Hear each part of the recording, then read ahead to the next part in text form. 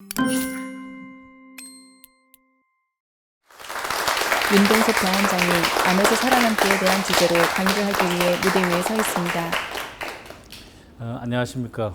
저는 강남병원에서 췌장암, 담도암 수술을 주로 하고 있는 외과 윤동섭입니다. 오늘 이 귀한 시간에 여러분들과 함께 암에서 살아남기 이런 제목으로 이야기할 수 있는 기회를 가진 것을 무한한 영광으로 생각합니다. 암에서 살아남기 하는 제목을 들으시면 되게 살아남기가 힘든 모양이다 하는 생각을 하실 텐데 암의 치료가 과거에 비해서 현재 굉장히 많이 발전을 했습니다. 그렇지만 아직까지 완전히 정복되지 않은 분야이라 오늘 말씀드릴 내용은 암이 도대체 뭔지를 알고 또 어떻게 하면 그 암에서 이렇게 살아남을 수 있는지를 이 순서대로 말씀을 드리려고 합니다. 암이 뭘까 하는 것을 먼저 말씀드리겠습니다. 우리나라에서 사망하는 원인 중에 단연 1등이 암입니다.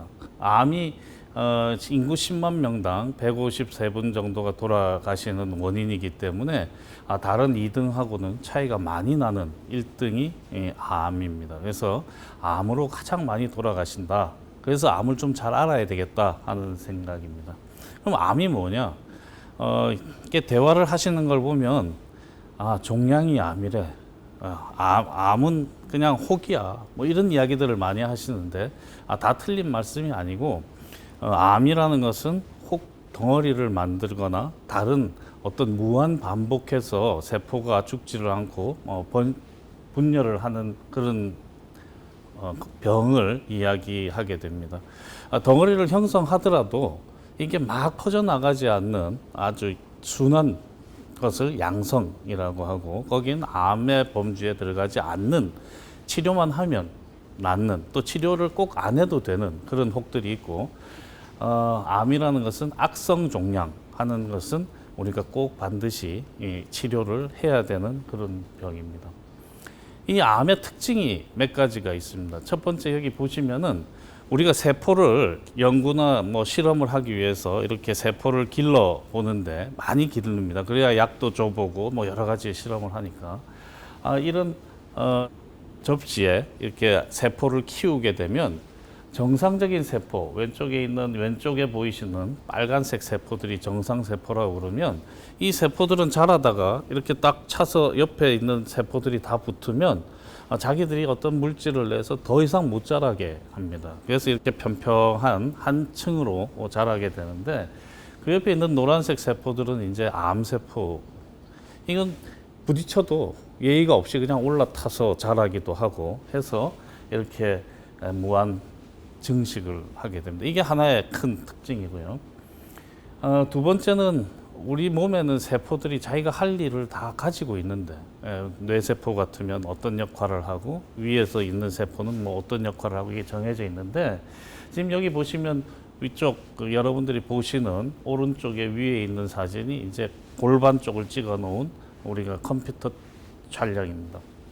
저 CT 스캔을 보면 검게 가운데 이렇게 동그랗게 있는 부분이 여자분들 난소에 생긴 혹입니다. 그럼 난소라는 것은 난자를 만들고 하는 그런 기능을 하는 역할이고 어떤 호르몬도 분비하고 하는데 혹이 생긴 이 암은 그 기능을 자기가 할 일을 잊어버리고 아무거나 기능이 변하게 됩니다. 그래서 뭐든 만들 수 있는 그런 게 될 수도 있고 또 어떤 특정한 것을 만들기도 하는데 이해하기 쉽게 이제 저런 사진을 가지고 왔습니다. 보시면 난소에 머리카락이 막 자라 있고 그렇습니다. 그래서 이 두 번째 특징은 암세포는 자기가 할 일을 잊어버리고 자꾸 다른 일을 할 수도 있구나 하는 것을 여러분들이 좀 아셨으면 좋겠습니다.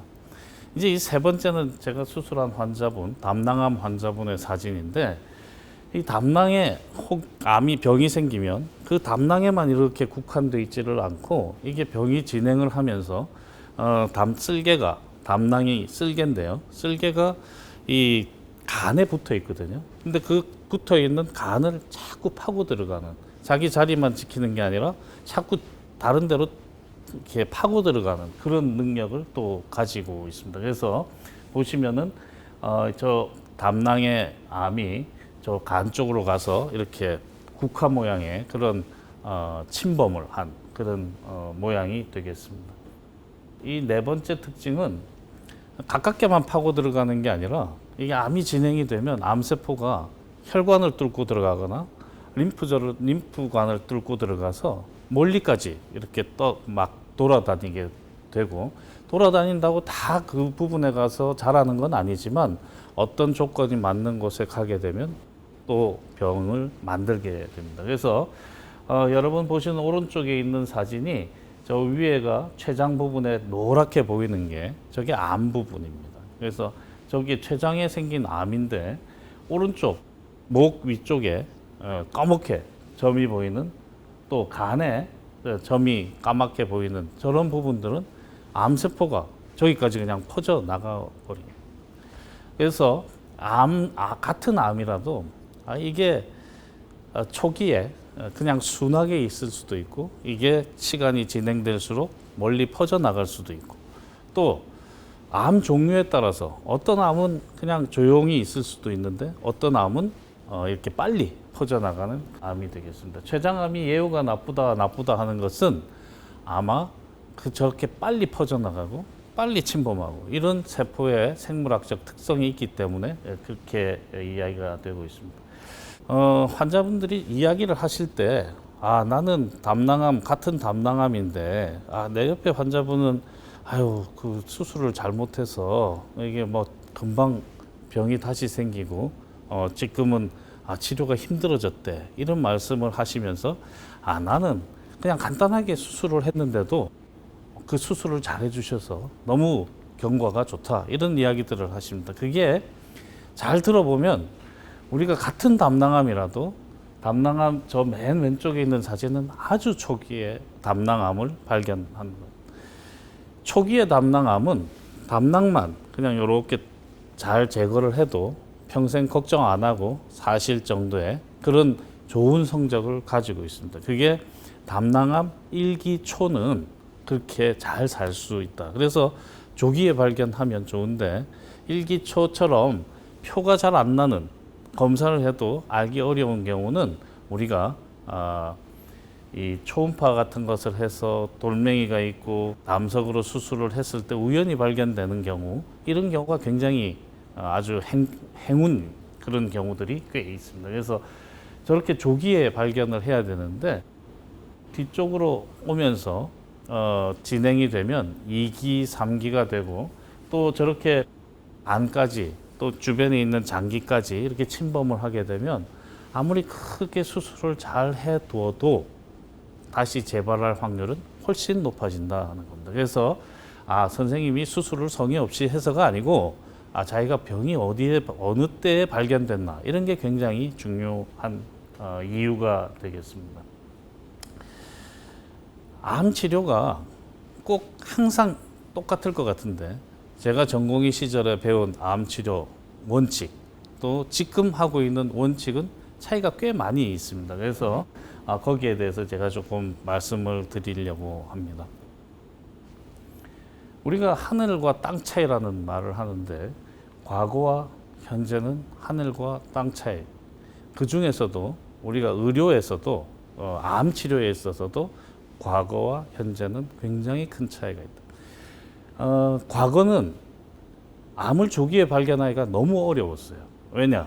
진단하는 방법이 발전하지 못했기 때문에 1960년대, 50년대는 이렇게 손으로 만져서 뱃속에 있는 암을 진단하는데, 정말 이 너무나 경험이 많으신 우리 은사님들 같은 경우에는 이렇게 만져보시고 진단을 금방 하실 수도 있었지만 금방 진단을 한다는 이야기는 그만큼 안에 있는 암 덩어리가 만져졌기 때문에 진단이 됐다는 이야기입니다.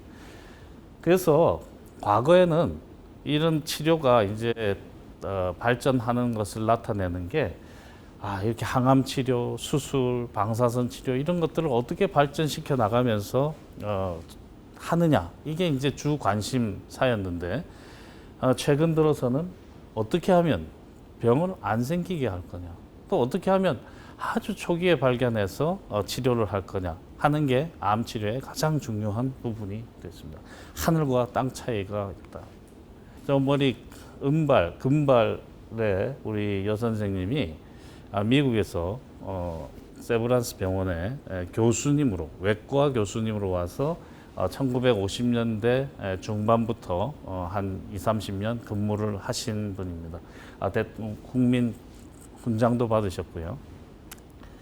그 당시에 서울역 앞에 모습이 왼쪽 아래쪽 사진 두 장입니다. 건물들도 별로 없었고 전차도 보이고 뭐 여러 가지 추억이 있으신 분도 계시겠지만 대개는 아마 저 그림을 못 본 분이 더 많지 않을까 생각이 되고 저도 익숙하지 않은 사진입니다.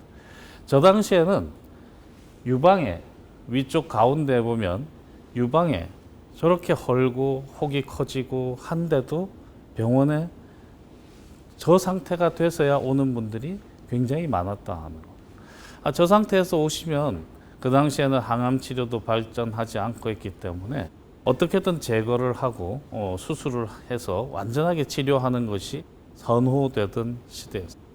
그렇지만 저 정도가 되면 아까 처음에 보셨듯이 멀리 혈관을 타고 또 림프절을 타고 가버릴 그런 세포들이 많기 때문에 치료를 열심히 해놓고 나도 금방 재발하는 그런 일들이 생기던 시대. 그러면 치료 성적이 좋아지려면 유방에 뭐가 만져지는 게 없더라도 우리가 정기적인 검사를 통해서 발견을 해야 된다. 지금은 왼쪽에 초음파 장비, CT, MRI, PET 스캔 뭐 이런 요즘은 거의 다 너무 쉽게 들어보셔서 다 아마 아시고 계실 겁니다.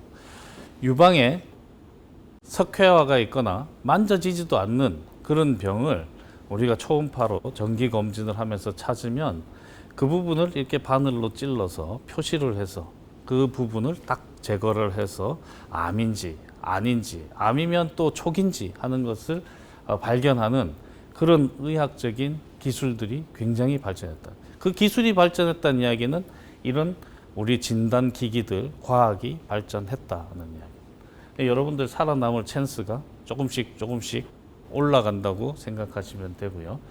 위에 보는 사진은 간암 환자분입니다. 우리나라에 간암 환자분들 많으시거든요. B형 간염 예방 접종을 하면서 많이 줄었어요. 그것도 암이 좋아지는 치료 성적이 좋아지는 예방이 되는 하나의 큰 일이고 또 저렇게 과거에 찾기가 어려웠던 한 2cm 정도 되는 조그만 암도 저런 CT 스캔을 통해서 우리가 발견을 하면 저렇게 잘 치료를 수술로서 제거를 하든지 또 간 기능이 수술을 못 견디게 생겼으면 떨어져 있으면 우리가 다른 고주파 치료라든지 색전술이라든지 치료 방법이 많이 개발이 되고 있다는 것.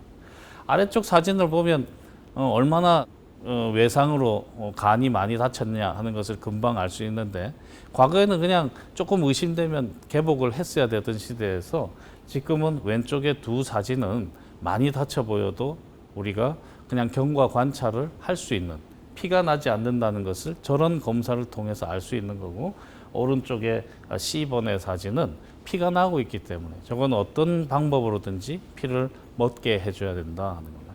그러니까 굉장히 위험 부담도 많이 줄어들고 치료 성적도 좋아지게 됩니다. 췌장하면 이제 겁부터 내시는데 췌장에 생기는 혹을 크게 나누라 그러면 물주머니 같이 생긴 혹이 있고 딱딱한 혹이 있어요.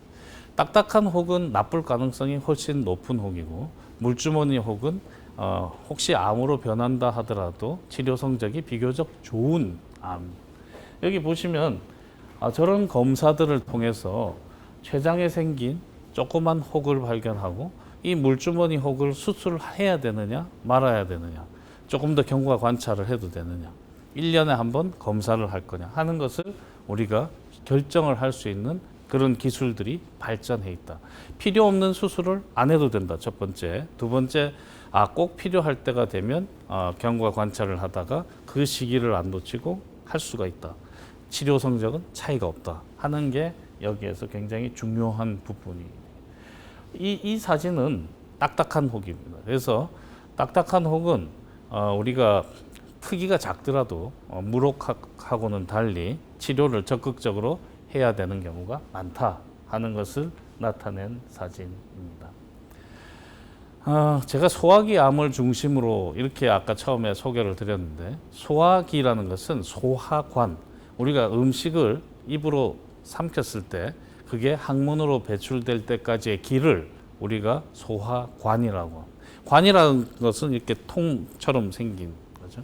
그래서 가장 처음에 시작하는 것이 식도가 되겠고, 식도가 위랑 연결되고 위에서 십이지장, 십이지장에서 소장, 소장에서 대장, 거기서 항문으로 이제 음식이 배출되게 되는데, 우리가 조기에 진단을 하려면 아주 변화가 있을 때 쉽게 찾을 수 있는 기술들이 발전해야 되는데, 그런 기술이 식도, 위, 십이지장까지는 우리가 위 내시경 검사를 할 때 이렇게 들여다보면 기술들이 많이 좋아져서 굉장히 선명한 영상을 얻을 수 있습니다. 그래서 그걸로 진단을 하게 되고요. 대장은 우리가 대장 내시경을 통해서 항문으로 내시경을 이제 삽입하고 쭉 해서 소장하고 연결되는 부분까지를 관찰하게 되는데, 그렇게 되면은 아주 조그만 변화도 발견하게 되니까 위나 십이지장이나 대장의 조기의 병을 발견하기 위해서는 내시경이 굉장히 중요하다. 그래서 위 내시경은 2년에 한 번 아무 이상이 없으면, 대장 내시경은 4년 내지 5년에 한 번을 검사를 하시라 하는 이유가 거기에 있습니다. 근데 소장은 좀 어렵겠죠. 내시경이 굉장히 길어야, 소장 길이가 얼마나 되시는지 아시는 계신가요? 되게 짧으면 한 5m, 길면 한 7m거든요. 그렇게 긴 장이 뱃속에 다 가지고 계십니다. 거기는 병이 생겨도 진단이 어려운데, 다행히 소장에는 암이 생기는 그 확률이 많이 낮아요.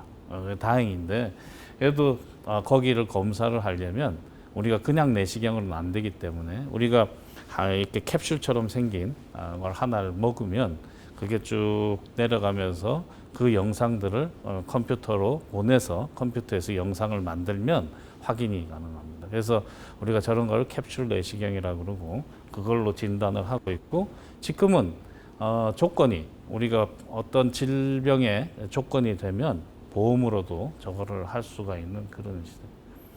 내시경을 받으려면, 내시경이 굵으면 좀 힘들겠죠. 목을 넘어갈 때 굉장히, 엄지손가락만한 내시경하고 새끼손가락 같은 내시경은 굉장히 차이가 있다. 과학이 발전하다 보니까 그런 부분들이 굉장히 가늘어지고 영상은 선명해지고 하는 일들이 생겨서 진단은 굉장히 정확도가 높아진다. 내시경을 들여다봤더니 표가 안 나면 저런 이제 염색을 하는 약들도 쓰고 해서 아주 초기의 거를 발견하면 저렇게 수술을 해서, 제가 전공의 때는 병은 굉장히 조기에 발견했는데도 식도 쪽에 가까운 위에 생겼으면 위가 전부 절제가 돼서 없어지고, 아래쪽 3분의 2에 생겼으면 아래쪽 3분의 1을 절제하는 그런 수술을 해서 조기에 발견하면 5년 생존율 95% 이상, 거의 다 잘 사시는데, 그 대신 위가 없어지던 시대였습니다. 담도나 이런 부분은 볼 방법이 없었는데, 지금은 내시경이 가늘어지고 발전하다 보니까 우리가 담즙이 흘러내려가는 길도, 또 췌장의 길도 저런 내시경을 통해서 진단도 하고 볼 수 있는. 근데 저는 좀 복잡해요. 그래서 아무 때나 하는 건 아니고, 우리가 굉장히 진단이 애매하고 복잡할 때만 하고 있다. 그래서 아주 특수한 병에서는 수술 범위를 정할 때도 저런 걸 통해서 우리가 어느 부분부터 어느 부분까지를 절제해야 된다 하는 것을 다 종합해서 결정을 하고 있습니다. 이 췌장관에 돌멩이가 있는 거를 꺼내는 건데, 췌장관은 2, 3mm밖에 안 돼요. 근데 그 가는 췌장관을 통해서 저런 내시경을 해서 발견을 해서 병을 찾는 그런 것들도 지금 가능하게 돼 있다.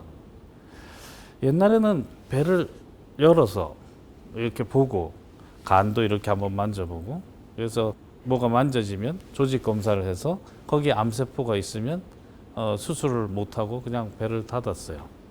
근데 지금은 그렇게 배를 크게 열고 할 일이 많이 없어졌는데, 그것은 이제 진단 검사 방법이 발전했고, 근데 의심은 되는데 검사에 안 나타나면 일단은 저런 복강경이나 이런 걸 들여다보고, 우리가 복강경을 들여다봤더니 여러분들 보시는 오른쪽 위에 하얗게 보이는 저런 부분이 이제 암 세포들이 떨어져 나가서 저게 암복증이라는, 그러니까 암 복막에 이렇게 암들이 자라는, 저걸 조직 검사해서 암 세포가 나오면 그때 이제 수술을 그냥 못하는 그런, 왜 저걸 보여드리냐면 필요 없는 개복이 많이 없어졌다, 수술이 많이 없어졌다, 진단을 잘해서도 그렇고, 또 너무너무 진단이 어려우면 저런 복강경을 통해서도 확인이 가능하다. 근데 이게 진단을 잘했으면, 아까 말씀드렸지만 위에 조기 진단을 했으면 뭔가 쉽게 치료를 해야 되는데, 한 20, 30년 전만 해도 다 위를 전부 절제하거나 3분의 1을 절제했는데, 최근에는 내시경으로 하는 기술들이 굉장히 발전을 했어요. 그래서 세포가 비교적 순한, 아주 분화가 좋은 그런 암들은 내시경으로 저 점막만 잘라내도 완전히 치료가 된다는 거예요. 그래서 옛날에는 이렇게 위가 전부 없어지던 시대에서 지금은 저렇게 내시경으로 해서 저 점막만 절제하는 저런 점막 절제술을 통해서 우리가 깨끗하게 치료를 하는, 이런 장기를 보존할 수 있는 그런 특별한 기회가 생긴다는 거.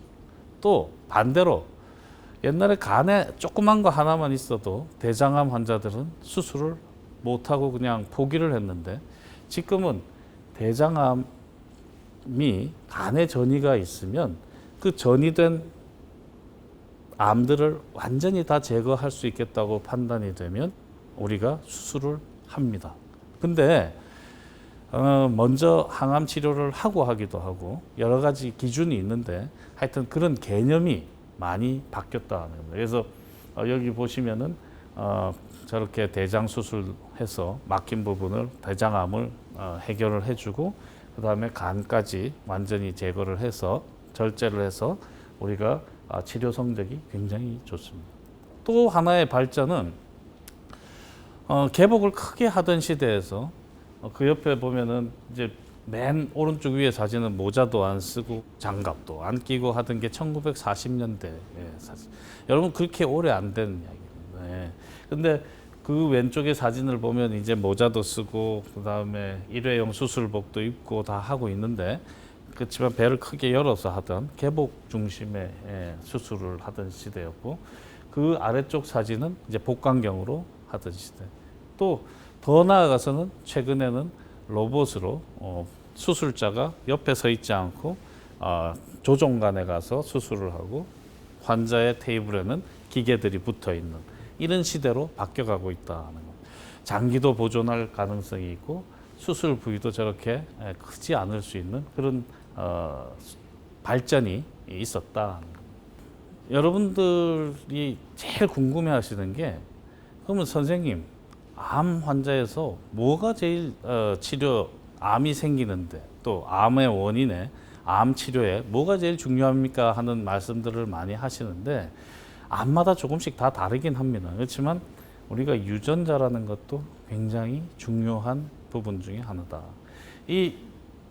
저 책들을 쭉 쌓아 놓은 게, 우리가 유전자를 우리가 염기 서열로 이렇게 AGTC라는 그런 염기 서열을 쭉 한자씩 이렇게 적으면, 여러분 한 사람의 유전자의 총 합은 맨하탄 전화번호부 한 권에 적은 것들을 저 책 권수만큼 써야 되는데, 지금은 CD 한 장에 저 정도는 탁 구워지잖아요. 그래서 자기 유전자 검사를 하는 것도 굉장히 쉬워졌고 많이 발전을 했습니다. 이게 점막 같은 거, 이렇게 구강 내 점막 아니면은 조그만 조직을 얻어서 DNA를 추출해서 이런 검사들을 하고 있고, 이게 이제 앞으로 발전해가면 어디까지 발전을 해갈지는 뭐 가능성이 무한히 많이 있습니다.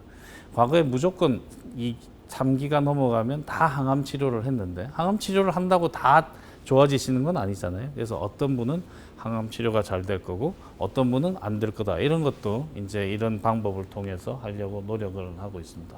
이제 개인의 유전자 검사나 이런 것들을 통해서 한다. 이거를 소위 말하는 개인 맞춤형 치료 이런 말을 쓰는데 정밀 의료 뭐 이런 말도 씁니다. 제가 이런 설명을 드리고 나면 다 오셔서 선생님 저도 유전자 검사 해주세요 뭐 이런 이야기를 하시는데 그건 아니고 그게 필요한 게 있고 또 그럴 필요가 없는 경우가 있습니다. 그래서 이거는 정말 잘 상의를 하셔서 꼭 필요한 경우에 하시면 좋겠다는 겁니다.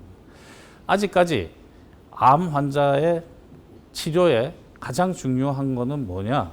그러면 암이 진행된 상태에서 발견됐을 때는 이렇게 다학제적으로 다 모여서 하는 치료, 수술이 필요하면 수술, 항암, 방사선 치료 이런 것들이 다 같이 또 요즘 강조되고 있는 면역 치료까지를 어떤 순서로 어떻게 할 거냐 하는 게 많은 공부를 하고 있고 많이 하고 있습니다. 췌장암 하면 공포스러운 그런 느낌들을 많이 가지십니다. 공포의 췌장암 희망은 있나? 뭐 이런 제목으로 뭐 나오기도 하고. 그래서 다들 이런 이야기 하면은 웃으시지만 췌장암 환자분이나 가족분들은 저게 너무너무 큰 스트레스입니다. 이게 내가 이거 치료해봐야 소용이 없는 거 아니냐 이런 이야기를 하시기 때문에 제가 이런 설명들을 가끔 하는데 지금 우리나라에서 5년 단위로 이 발생률, 암 발생률과 암 치료의 사망률, 성적 뭐 이런 것들을 발표를 합니다. 여기 보면 췌장암이 한 8번째로 많은 우리나라에서 암으로 위암이 제일 많지만 암으로 돼 있고 한 전체 한 6% 정도를 차지하고 있습니다. 글자가 너무 조그매서 잘 안 보이실지 모르겠는데 위에 숫자들은 뭘 이야기하냐면 위암에 비해서 췌장암이 국소적으로 아주 조그맣게 조기에 발견을 했느냐, 진행은 했지만 그 장기 속에 췌장 속에 있느냐, 또 하나는 멀리 가버렸느냐, 거기에 따라서 이제 치료 성적을 나타낸 겁니다. 저기 보면 정말로 치료 성적이 다른 암에 비해서 좋지는 못하지만 아주 췌장에 국한되어 있는 경우에는 그래도 5년 생존율이 37%, 30% 이상이 되기 때문에 굉장히 큰 발전을 했다 그렇게 생각하시면 되고 원격 전이가 있으면 아직까지도 5%가 안 되기 때문에 굉장히 어렵다. 위암은 비교적 그래도 치료 성적이 좋다. 밑에 보면 이게 시대별로, 연도별로 성적인데 5년 단위로 봤을 때, 10년 단위로 봤을 때 갈수록 좋아지고 있습니다. 굉장히 치료 성적이 발전을 하고 있지만 아직까지 그래도 췌장암은 만족스럽지 못하다. 이 굉장히 재밌는 그래프입니다. 이 설명을 안 듣고 보시면 좀 이해하시기가 힘든데 지금이 2019년이니까 저 왼쪽에서부터 숫자가 적혀 있는 한 서너 번째까지, 네다섯 번째까지가 될 텐데요. 그 안에 그래프가 올라가 있는 것은 거의 암으로 진단을 받아도 치료를 하면 100% 다 잘 사신다. 특히 갑상선 암 환자분들은 암을 가진 분이 암을 안 가진 분보다 오히려 더 조심하고 더 관리를 하고 해서 그런지 더 생존하는 율이 높아요. 그래서 그런 것들이 저 그래프의 의미입니다. 쉽게 말하면 오른쪽으로 갈수록 예후는 안 좋고 치료가 아직 어렵다. 제일 오른쪽에 있는 노란색이 췌장암입니다. 그래서 췌장암을 100% 치료에 성공하려면 얼마나 걸릴 거냐? 2190년이라고 적혀 있으니까 아직 꽤 많이 남아 있습니다.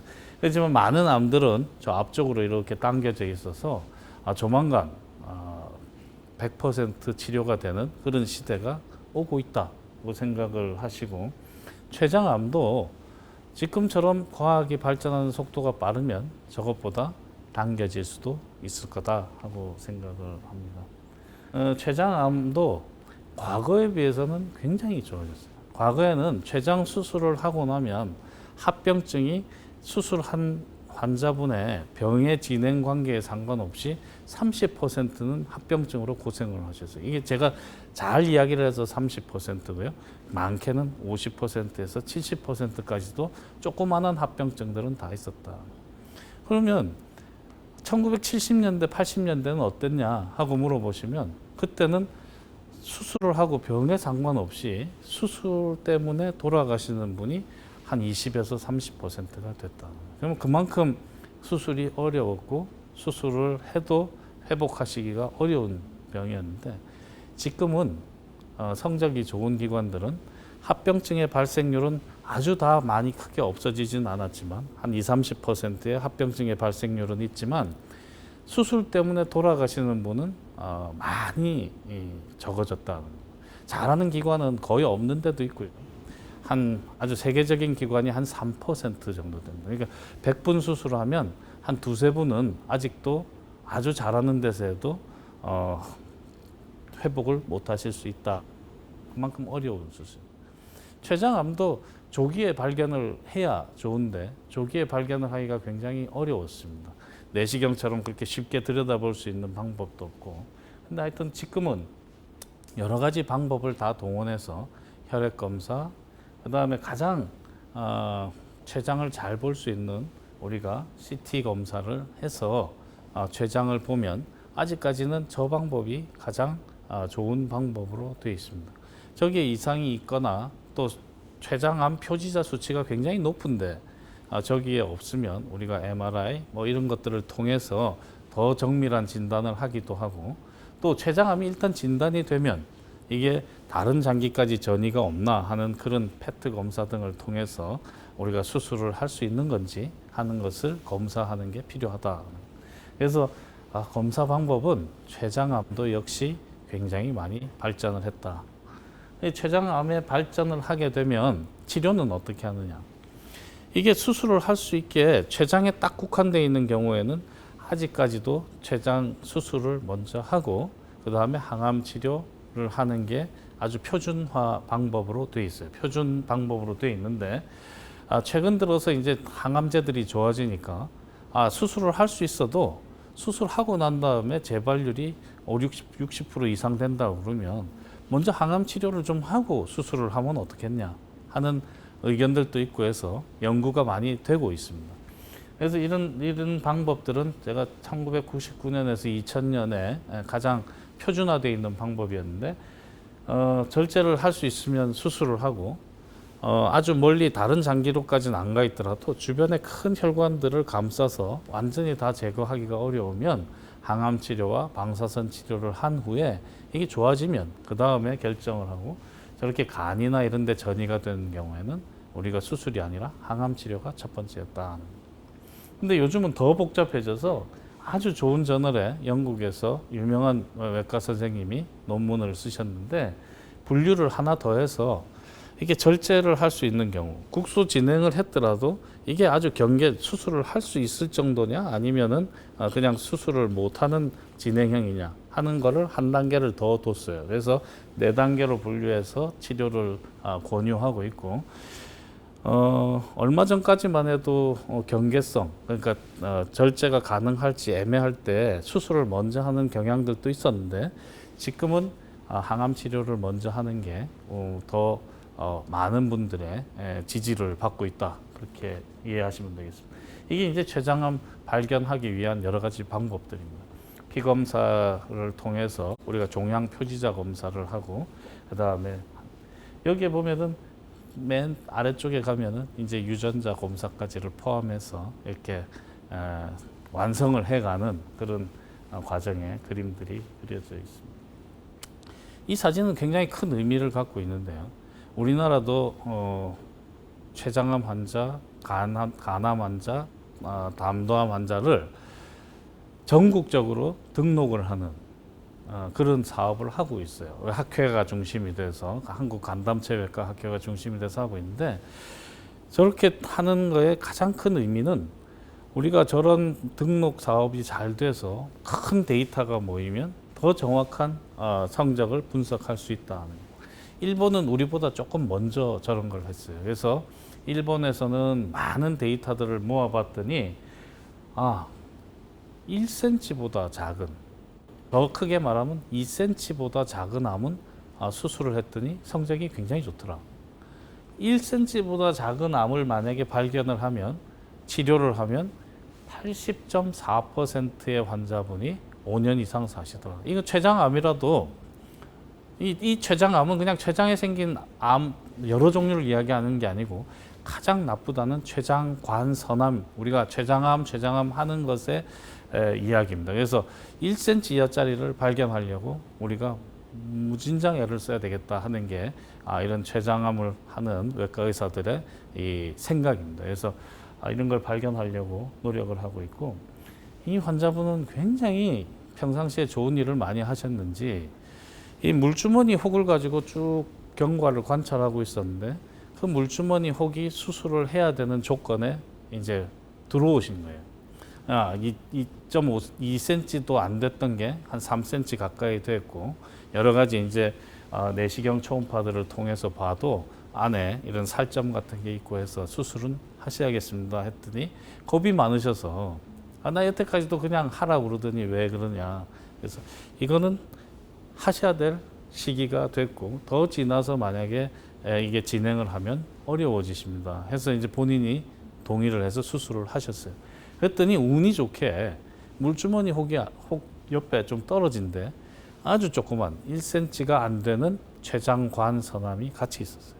지금까지 7년, 8년쯤 되셨는데 뭐 아주 건강하게 변호사 일을 잘 하고 계십니다. 그래서 이런 일들이 우리가 우연이 아니고 발견할 수 있는 그런 길로 가야 되겠다. 그래서 1cm 이하 조기 췌장암 발견 매우 중요하다. 편작과 화타 하면은 뭐 명의로 우리가 다 알려진 기원전 300년 경에 편작이라는 분이 유명한 말을 하셨어요. 나는 병이 걸린 사람들이 와서 그거를 치료해 주니까 눈에 보이게 좋아져서 나보고 명의라고 하는데, 우리 집안에 형님이 2분 계신데 그 2 형님은 나보다 훨씬 더 명의시다. 우리 큰형이 제일 명인데 그 큰형님은 병이 생기지 않도록 사람들한테 이렇게 하라고 알려주셔서 그 병이 안 생기게 하신. 2번째 형님은 병이 별로 표가 안 날 때 진단을 하셔서 그 말은 아주 조기에 진단을 하셔서 약만 조금 줘도 잘 나아서 별로 유명해지시지를 못했다. 근데 나는 내 의술이 부족해서 이따만한 병을 가지고 와야 진단을 하고 그 다음에 치료를 했더니 나보고 명의라고 한다. 그 굉장히 와 닿으세요? 예, 저도 이 말이 가장 중요한데 이렇게 되면 외과 의사가 곤란하긴 하겠지만 그래도 이렇게 됐으면 좋겠다 하는 생각입니다.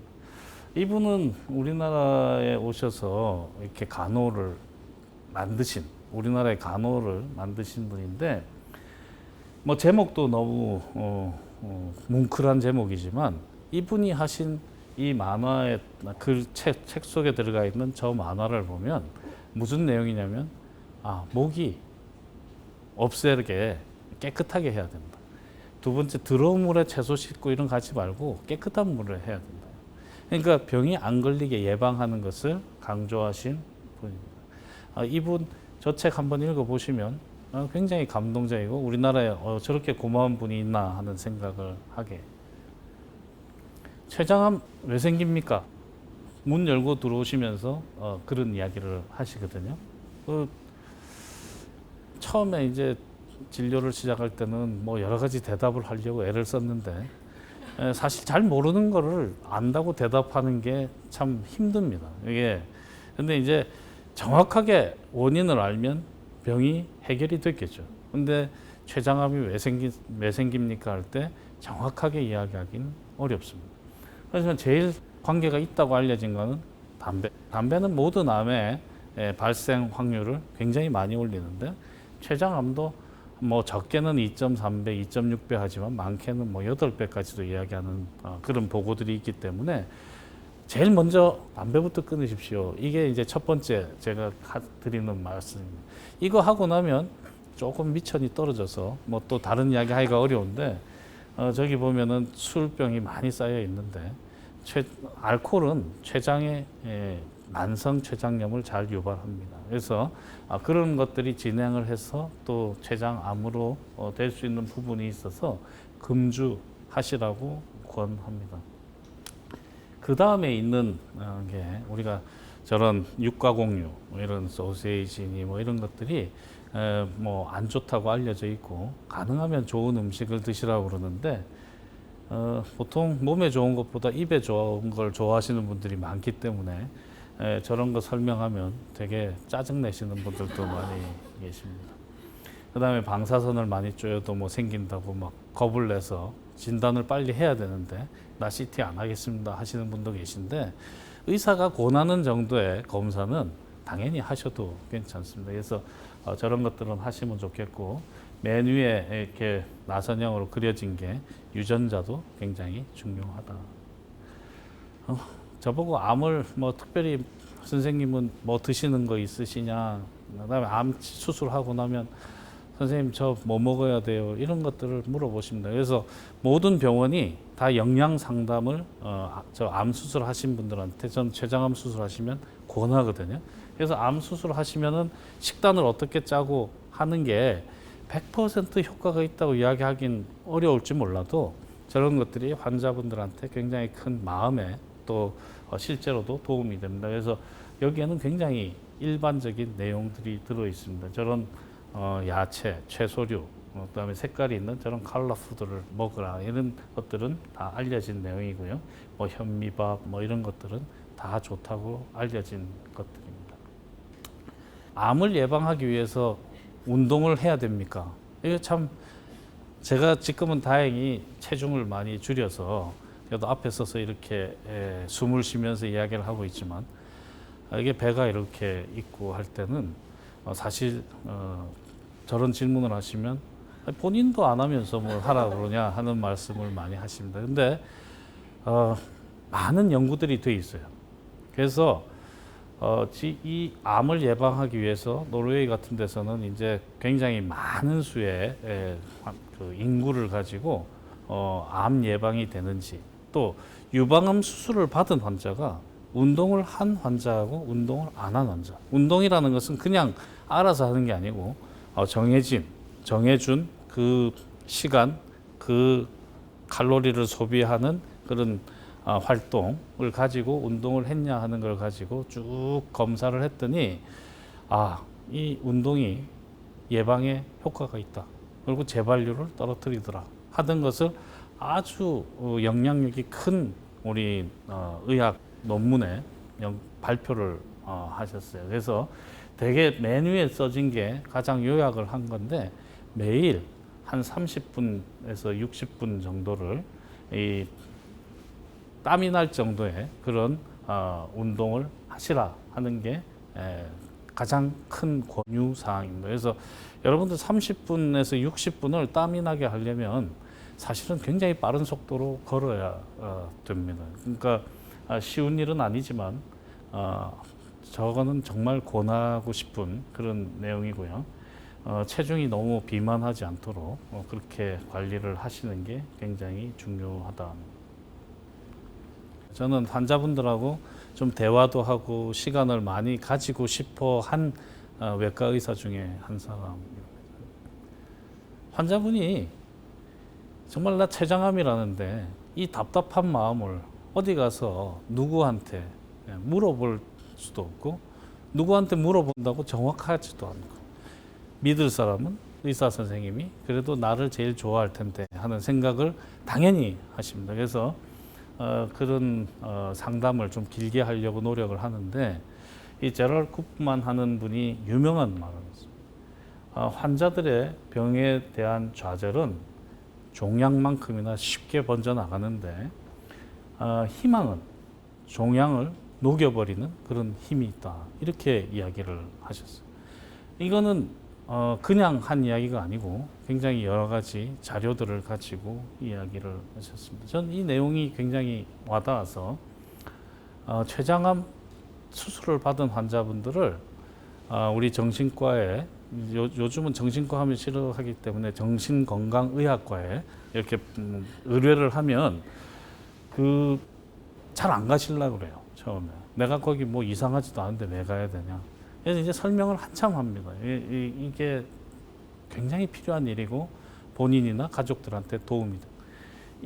저 왼쪽에 그림이 뭐냐면은, 환자가 무드가 앵그자이, 화가 나 또 우울하면 보호자, 배우자도 그만큼 화가 나고 우울한 지수가 비례해서 증가한다.